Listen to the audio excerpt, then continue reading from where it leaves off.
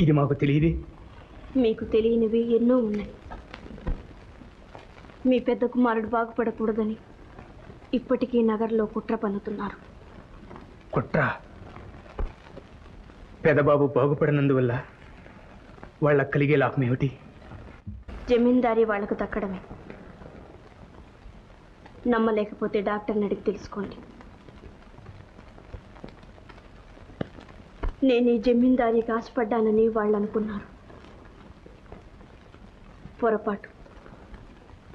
నాకు కలిగిన నష్టాన్ని ఈ జమీందారీ, ఈ సిరి సంపదలు ఏవీ తీర్చలేవు. వాళ్ళు సరి, మీరు మీ పెద్ద కుమారుడు అప్రయోజకుడని అవతలకు నెట్టేశారు. ఇప్పటికీ అప్రయోజకుడని అనుకుంటున్నారు. కాదంటావా? మానవులు ద్రోహం చేసిన దైవం సహాయం చేశాడు. నా భర్త బాగుపడ్డాడు. నాకదే చాలు. నిజంగానా? రఘు రఘు బాగుపడ్డా?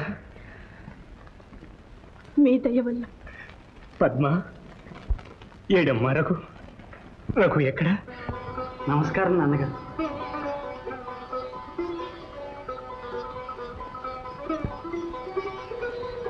బాబు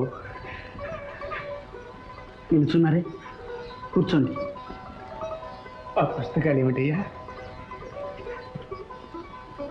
అభిజ్ఞాన శాకుంతలం, శృంగార నైషధం, ఆముక్తమాల్యద.